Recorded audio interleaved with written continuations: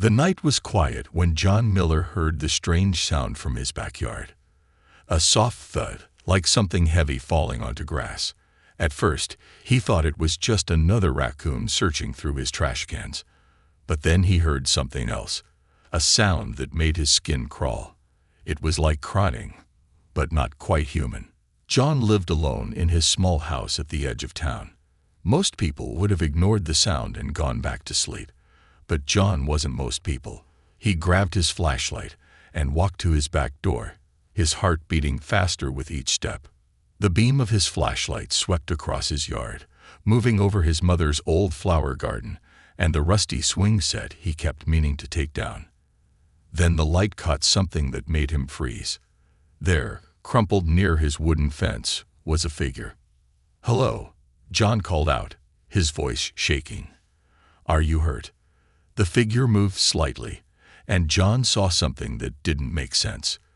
The person's skin seemed to glow faintly in the dark, covered in strange markings that pulsed with a soft blue light.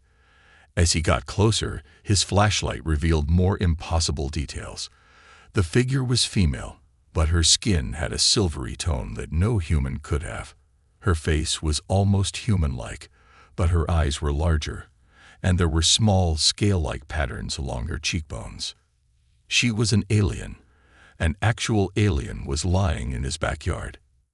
John's first instinct was to run back inside and call the police, or the army, or NASA. But then the creature looked at him, and in her eyes, he saw something he recognized. Fear. She was terrified, and she was clearly hurt. Her breathing was shallow, and she was holding her side as if in pain. "Don't be afraid," John said softly, kneeling down beside her. "I want to help."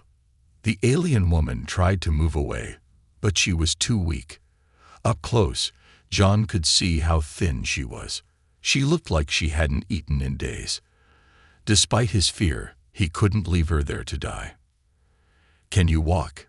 he asked, making walking motions with his fingers. She seemed to understand and tried to stand, but her legs gave out. Without thinking, John caught her. Her skin was cool to the touch, and those strange markings glowed brighter where his hands touched her. Carefully, John helped her into his house. He knew he was either being incredibly brave or incredibly stupid, but he couldn't turn his back on someone who needed help, even if that someone wasn't human. In the kitchen light, he could see her better. She wore what looked like a torn silver suit, and her hair was a strange color that seemed to shift between blue and purple. She was beautiful in an otherworldly way, but she looked desperately ill. John opened his refrigerator and took out some leftover chicken soup. The alien watched him carefully as he heated it up in the microwave. When he offered her the bowl, she sniffed it cautiously before taking a small sip. Her reaction was immediate and stunning. The markings on her skin flashed brightly, and color seemed to flood back into her face. She drank the entire bowl in seconds, and then looked at him with wide, grateful eyes. "More?" John asked, pointing to the bowl. She nodded eagerly. As he heated more soup, she tried to speak. Her voice was musical but strange, making sounds he'd never heard before. Then, to his shock, she pointed to herself and said something that sounded like Lyra. "Lyra," John repeated. "Is that your name?" She nodded again, then pointed at him with a questioning look. "John," he said, touching his chest. "I'm John." As she ate the second bowl of soup, John noticed something amazing. Her wounds were healing before his eyes. The cuts and bruises he'd seen earlier were simply fading away. Suddenly, there was a crash from the front of the house. Someone was breaking in. Before John could react, Lyra was on her feet. Her eyes glowed with an intense blue light, and she moved faster than any human could. There was a shout, a thud, and then silence. When John ran to the front door, he found a man unconscious on his porch, a burglar, judging by his black clothes and mask. Lyra stood over him, her markings pulsing with energy, looking more powerful than the weak creature he'd found in his yard. She turned to John and spoke again, but this time he could understand some of the words. You help me. Now, I help you. John stared at her in amazement, knowing his life would never be the same. This was just the beginning of something much bigger than he could imagine. 3 days after saving John from the burglar, Lyra sat at his kitchen table, speaking perfect English. This was the first thing that truly shocked John. She had learned an entire language just by watching him talk and reading his old books. Your brain patterns are simple to copy, Lyra explained, stirring a bowl of cereal with fascination. Every new food made her skin sparkle with different colors. Cereals made her glow golden. Fruits gave her a rainbow effect. And meat made her markings pulse with deep red. My species learns through consumption and connection. John watched as she poured more milk into her bowl. Is that why you're changing? He asked. Over the past days, her appearance had become slightly more human. Her alien markings were still there, but her skin had taken on a more natural tone, and her eyes, while still larger than human eyes, had developed beautiful green irises. Yes, she said, then looked sad. Our world is dying, John. That's why we can adapt so quickly. We had to evolve or perish. She touched the window, looking at the green trees outside. Your world is so full of life. So much water, so much food. It's beautiful. Suddenly, Lyra stiffened. Her markings flashed bright blue. Something John had learned meant danger. She rushed to the window and pulled him away just as a black van drove slowly past the house. They're looking for me, she whispered. The ones who found our crash site. What crash site? There are more of you. Lyra's markings dimmed to a soft purple, her color of trust and truth. I wasn't completely honest before. I didn't come here alone. We were 5. Our scout ship crashed 3 weeks ago. We scattered to avoid capture. I was wounded and couldn't keep up with the others. As she spoke, something extraordinary happened. A tear rolled down her cheek, but it wasn't like a human tear. It glowed like liquid starlight, and where it fell on John's wooden table, tiny crystals formed. Your tears, they're beautiful, John said without thinking. Lyra touched the crystals. On my world, emotions are physical things. We don't just feel them, we create with them. She gathered the crystal tears in her hand and closed her fist. When she opened it, the crystals had formed a small, intricate flower that seemed to glow from within. Here, she said, offering it to John. In my culture, this means. She paused, searching for the right words. It means my life is yours. You saved me, gave me food, shelter. Now I am bound to protect you. John took the crystal flower, feeling its warm pulse against his palm. As he held it, he noticed something incredible. His hand began to glow faintly, just like Lyra's markings. That's not supposed to happen, Lyra whispered, her markings flashing with surprise. Humans shouldn't be able to connect with our life force. She grabbed his hand, studying it intensely. Where their skin touched, both of them glowed brighter. What does it mean? John asked, both scared and fascinated. Before she could answer, they heard another vehicle approaching. This time, it was the distinct sound of multiple engines. They found us, Lyra said, her markings turning silver with fear. But then she looked at their still glowing hands, and her expression changed. John, do you trust me? Yes, he said without hesitation. Lyra placed both hands on his face. Her markings began to pulse with every color he had seen before. Gold, red, blue, purple, silver, all swirling together. Then let me show you what I really am. The room filled with light as Lyra shared her memories with John. He saw her world, massive crystal cities floating in purple skies, creatures that seemed made of living light, and the devastating climate change that had forced her people to look for a new home. When the vision ended, John understood everything. But there was no time to process it. Through the window, they could see black vehicles surrounding the house. We need to leave, Lyra said, her markings now showing a new color, a fierce, bright green that John somehow knew meant determination. But John, if you come with me, your life will never be the same. Those men out there, they're not just looking for aliens. They're looking for something much bigger. John looked at the crystal flower in his hand, still glowing with their shared energy, then at the woman who had literally shared her soul with him. He made his choice. Then let's give them something to chase. Lyra smiled, and for the first time, her markings showed a color John had never seen before, a beautiful mix of gold and blue that sparked like fireworks across her skin. Later, he would learn that this color only appeared when her people fell in love. The mountain cave glowed with the light of 1,000 crystal tears. After their escape from the government agents, Lyra had led John to this hidden place, where the walls now sparkled with her people's emotions. Each tear crystal told a story: fear, hope, loneliness, love. This is where the others were, John said, touching a crystal that pulsed with a familiar purple light.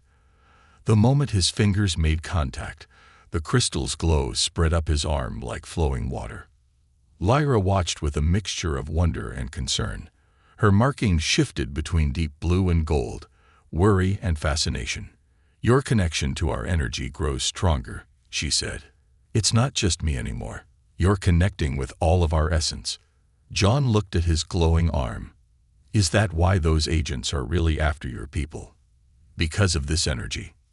Partly, Lyra said, her markings suddenly dimming to a dark purple he'd never seen before.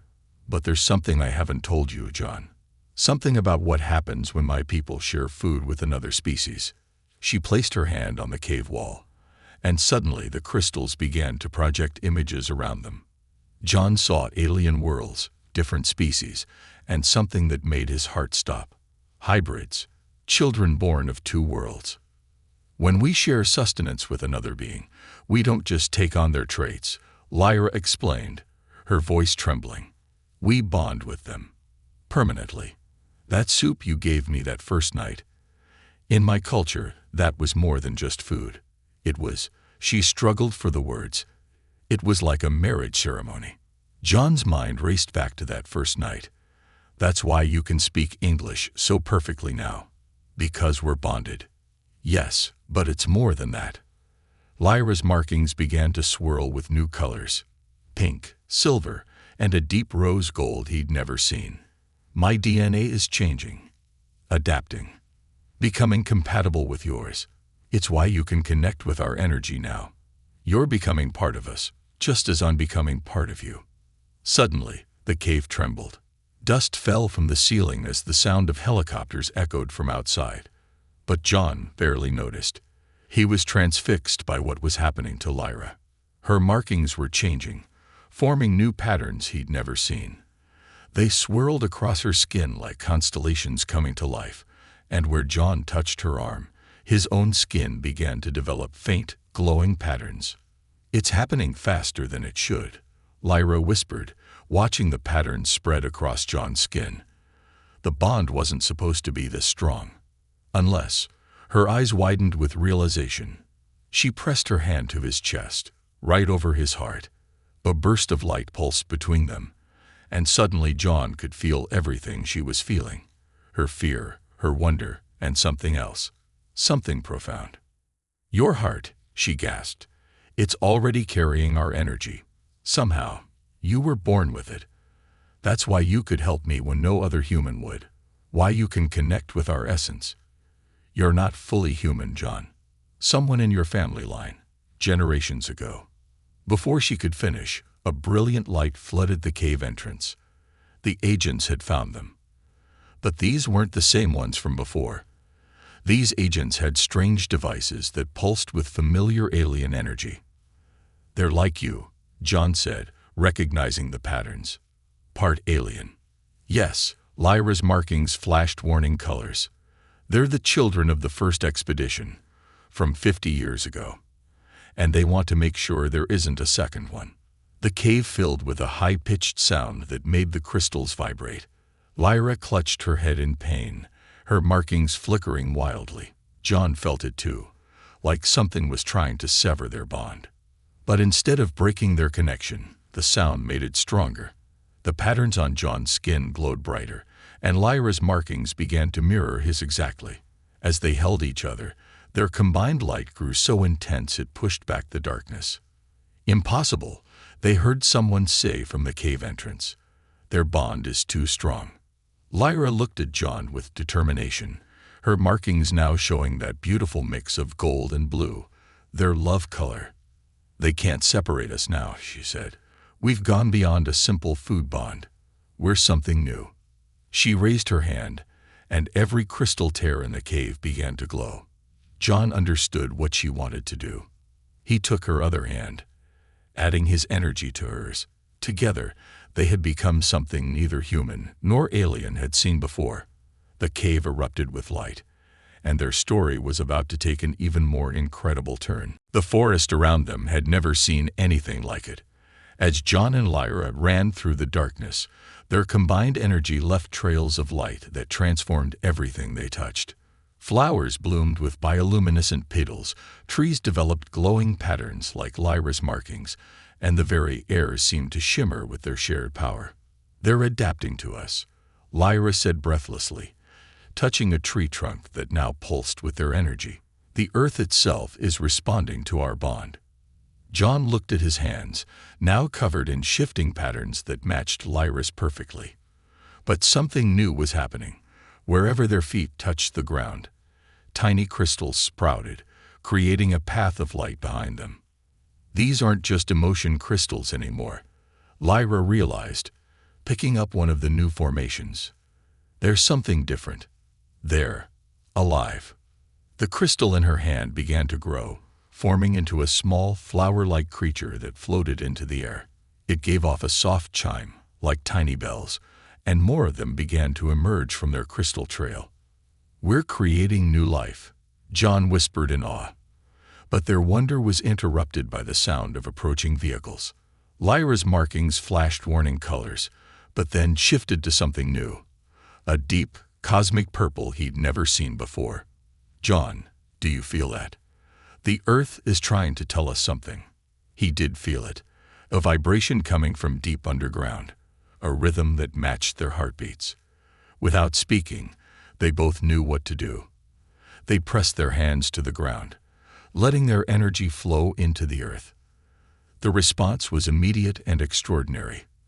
The ground beneath them began to shift, revealing the hidden cavern system that glowed with ancient crystal formations. But these weren't like Lyra's people's crystals. They were older, different. There were others. Lyra gasped, her markings pulsing with revelation colors. "Other aliens, long before my people came. They left these tunnels." And something else. As they descended into the cavern, the crystal flower creatures followed, illuminating their way. The walls were covered in strange symbols that began to glow as they passed, responding to their energy. "I can read them," John said, surprised. "Not with my eyes, but through the energy. They're saying something about the convergence." Lyra touched one of the symbols, and a holographic map appeared in the air. It showed Earth, but not as it was now. It showed the planet as it had been millions of years ago, and as it would be in the future. "That's why your world is so special," Lyra said, her markings swirling with understanding. "Earth isn't just a planet. It's a nexus point, a place where different species can evolve together. What's happening to us isn't an accident. It's why my people were drawn here." Suddenly, their crystal flower companions began chiming urgently. Through their bond, both John and Lyra sensed the danger. The hybrid agents had found the cavern entrance.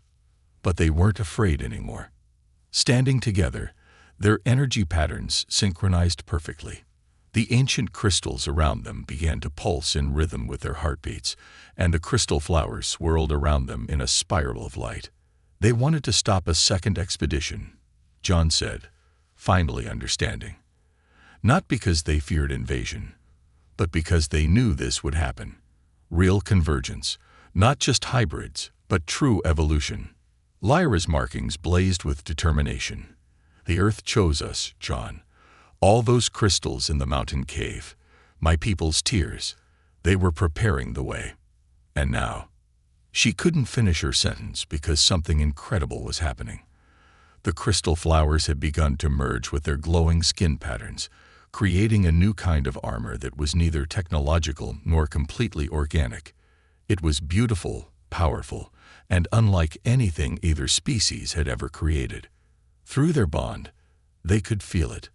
They weren't just changing physically. Their consciousness was expanding, connecting with the ancient energy of the earth itself. They were becoming something entirely new. As the hybrid agents breached the cavern, they found something they never expected: two beings of light and crystal, transformed by love and the ancient power of Earth itself, ready to show humanity that evolution wasn't something to fear, but to embrace. The real question wasn't whether they could escape. The question was, were the agents ready to see what they could really become? The underground chamber erupted in a display of light as John and Lyra, now encased in their crystal armor, faced the hybrid agents. But something unexpected happened. Instead of attacking, the lead agent fell to his knees, his own faint markings beginning to glow. "The prophecy of convergence," he whispered. "We thought we had to stop it, but you're the ones from the ancient texts." Around them, the crystal flowers chimed in harmony, and the walls of the cavern revealed hidden murals that had been waiting millennia to be seen. They showed beings of light, just like what John and Lyra had become, leading different species toward a shared evolution. "We were wrong," another agent said, her own hybrid markings starting to pulse in rhythm with the ancient crystals. "Our parents didn't tell us everything. They only knew half the truth." Lyra stepped forward, her crystal armor flowing like liquid starlight. "Share with us," she said, extending her hand. "Let us show you what we've learned." When the agent took her hand, something remarkable happened. Instead of just sharing memories, they shared entire timelines. Everyone in the chamber saw visions of possible futures, branching out like a cosmic tree. In one future, humanity remained isolated, fear keeping them from the stars. In another, Lyra's people tried to colonize Earth, leading to conflict. But in the brightest timeline, they saw something beautiful: Earth becoming a beacon for the galaxy, a place where species could safely transform and evolve together. "There's more," John said, as his armor revealed new patterns. "Look." The crystal flowers suddenly multiplied, forming into a floating map of the galaxy. Tiny points of light showed other places like Earth, cosmic nexus points where evolution could take quantum leaps. They were connected by lines of energy, forming a vast network. Earth isn't just one nexus, Lyra realized, her markings showing colors of cosmic wonder. It's part of a galactic web, a network for consciousness evolution. But then something happened that no one expected. The crystal flowers started arranging themselves into a double helix pattern, but not like any DNA they'd seen before. This was larger, more complex, with strands of pure energy weaving through it. "Galactic DNA," one of the hybrid agents breathed in wonder. "The nexus points are like genes, and Earth is about to express itself." The ground beneath them trembled, but not from danger. The ancient crystals were resonating with something deep in the planet's core. Through their enhanced senses, John and Lyra could feel it. Earth itself was awakening. Suddenly, all their markings began to pulse with the same rhythm. Hybrid agents, John, Lyra, even the crystal flowers, all synchronized with Earth's heartbeat. In that moment, they all shared a vision of why Lyra's people had really been drawn here. Earth wasn't just a refuge, it was a cocoon, a place where different species could come together and emerge transformed. The crystal flowers weren't just new life forms. They were seeds of a new kind of consciousness that could bridge the gap between all living things.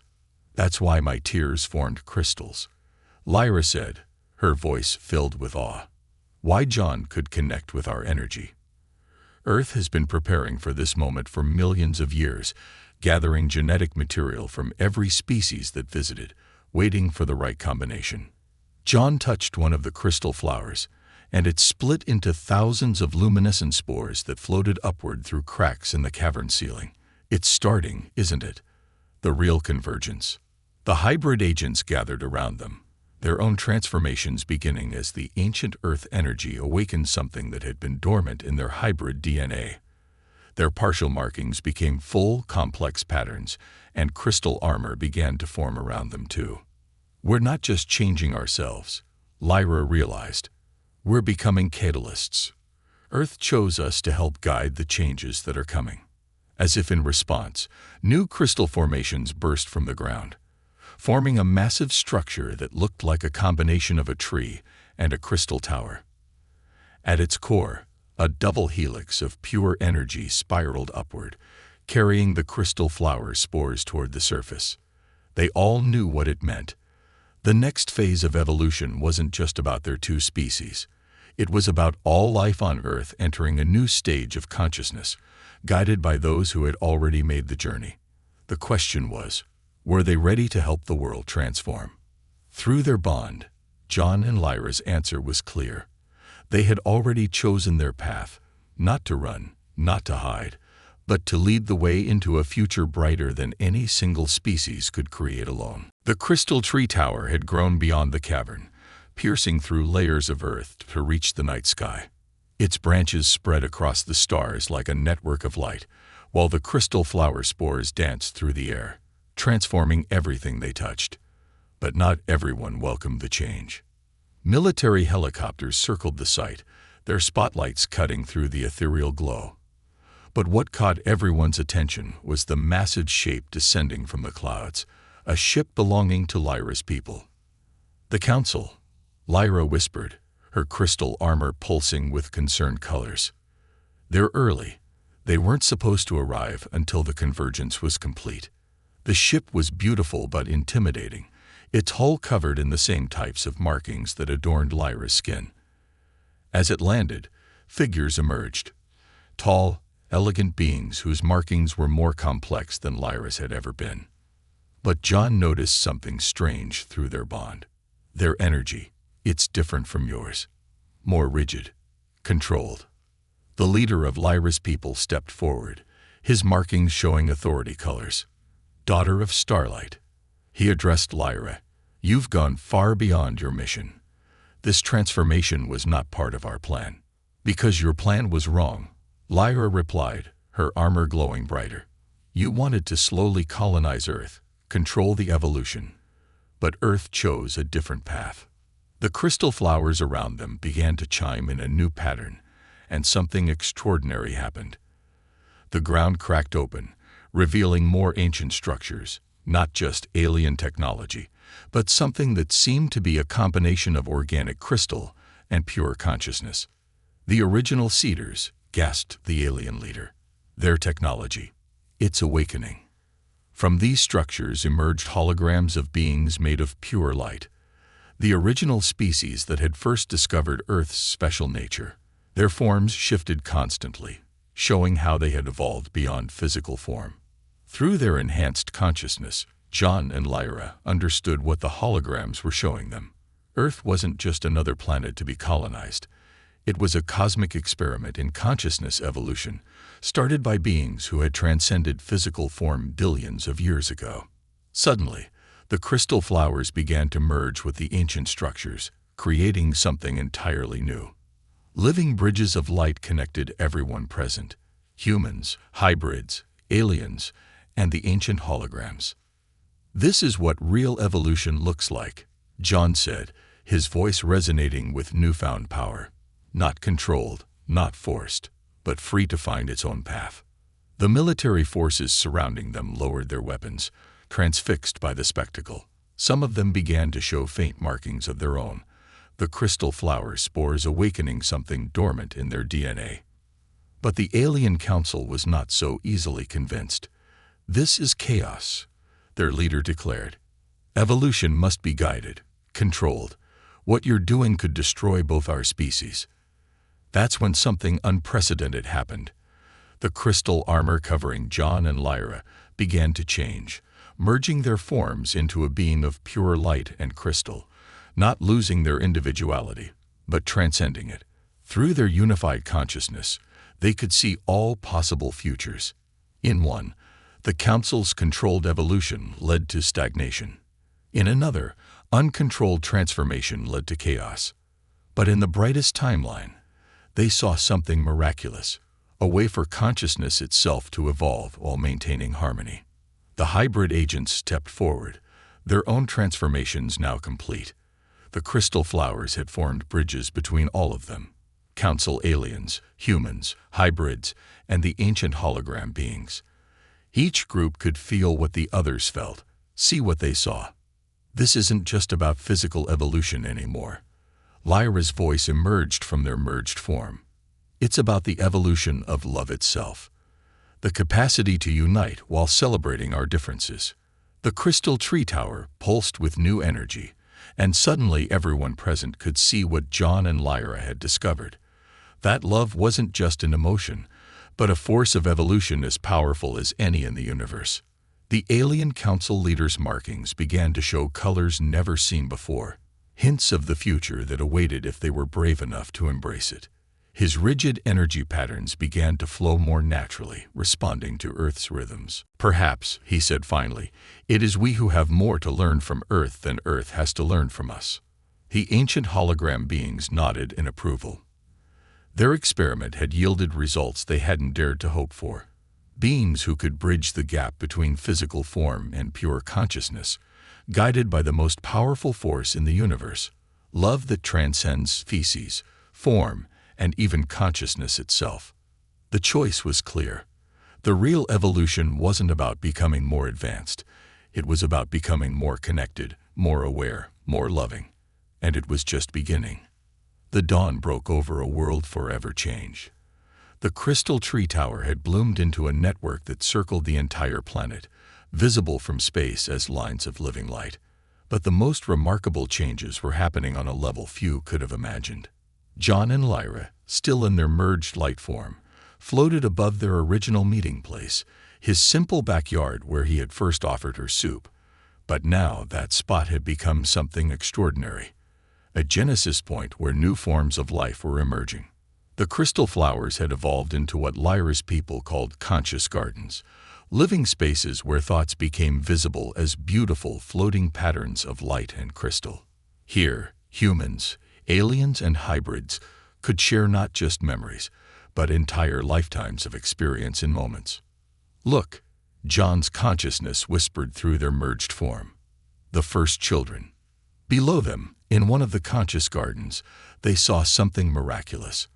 A group of children, some human, some alien, some hybrid, were playing with spheres of pure consciousness. As they laughed, their joy took physical form as shimmering crystals that floated upward and became new stars in the sky. They're not just playing. Lyra's essence responded. They're creating. Each of those stars contains a new possibility, a new path of evolution. The alien council, who had chosen to stay on Earth to learn, watched in amazement as these children naturally did what their most advanced scientists had tried for centuries to achieve. They were weaving the fabric of reality itself through the power of pure love and imagination. But the most profound change was happening deep within Earth itself.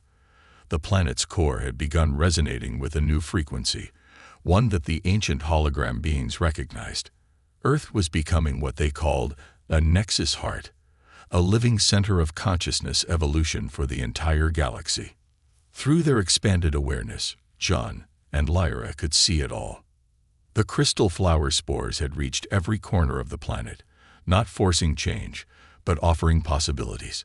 Some humans chose to remain as they were, while others embraced transformation. Some of Lyra's people abandoned their rigid control, learning to flow with Earth's natural rhythms. The hybrids, once caught between worlds, became teachers of balance and integration. But it was their love story that had started it all. A simple act of kindness when John offered food to a starving alien girl. That moment had rippled through time and space, showing the universe that love wasn't just an emotion, but the very force that drove evolution itself. As they watched, something unprecedented began to happen. Their merged form started to multiply, creating echoes of themselves across dimensions. In each reality, a different version of their love had sparked a unique path of evolution. But all were connected through what the ancient ones called the love lattice, a multidimensional network of consciousness bound together by the power of choice and compassion. The original seeders appeared one last time, their light forms now mixed with crystal patterns. "You have succeeded beyond our greatest dreams," they communicated. "You have shown that consciousness can evolve not through control or force, but through free choice and love."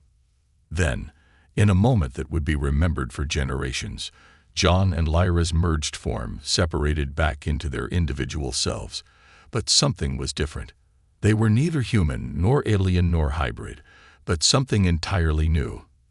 Their crystal armor had become part of their being, and their markings told not just their own story, but the story of all evolution.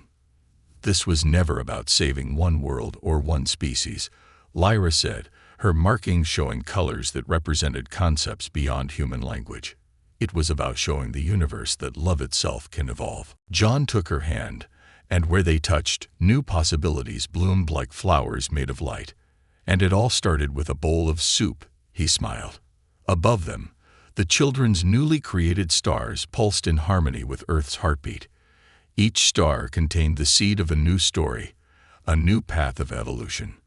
And in the center of it all was the truth they had discovered, that the greatest force in the universe wasn't power or control or even consciousness itself. It was love, eternally evolving, eternally creating, eternally free. The crystal tree tower sent one final pulse of light into the cosmos, carrying their message to all worlds ready to hear it. Evolution wasn't a path to power, but a journey to ever greater expressions of love. And that journey was just beginning.